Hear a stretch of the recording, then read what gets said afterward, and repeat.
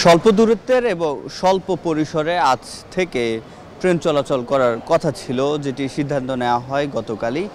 তবে আজকে সেই সিদ্ধান্ত অনুযায়ী সাধারণ যারা যাত্রীরা রয়েছে তারা সকাল থেকে কমলাপুরে এসেছেন এবং অনেকে ফেরত গেছেন, কারণ এখন পর্যন্ত কমলাপুর থেকে কোনো ট্রেন ছেড়ে যায়নি। এবং আমরা কমলাপুর রেল স্টেশনে যারা কর্মরত রয়েছেন রেলওয়ে কর্মকর্তা তাদের সাথেও কথা বলেছি।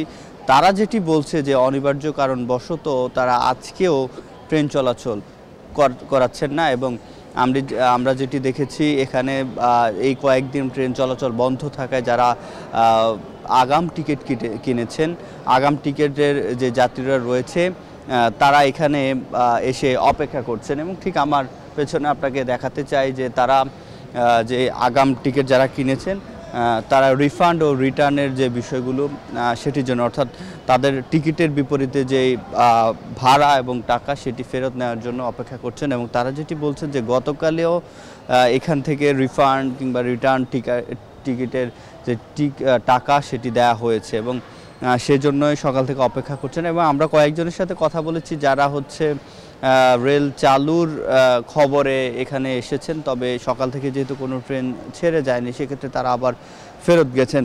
তবে রেলওয়ে কর্তৃপক্ষ যেটি বলছেন যে খুব শিগগিরই আবার যেই ট্রেন চলাচল সেটি চালু হবে। তবে তারা গতকাল যেটি বলেছিলেন যে স্বল্প দূরত্বের যে ট্রেনগুলো লোকাল মেল কমিউটার সেই ট্রেনগুলোর যে চলাচল সেটি শুরু করা হবে এবং এই লোকাল মেল কমিউটার ট্রেনের মধ্য দিয়ে আবারও ট্রেন চলাচলের কথা ছিল। যদিও আমরা কমলাপুর রেল স্টেশনে এসে দেখি যেমন টিকিট কাউন্টারগুলো এখনও খোলেনি, সেই সাথে যে প্ল্যাটফর্মে রয়েছে সেখানেও আসলে যাত্রীরা ঢুকতে পারেননি এবং কোনো ট্রেন চলার যে কোনো চিহ্ন দেখা যাচ্ছে না।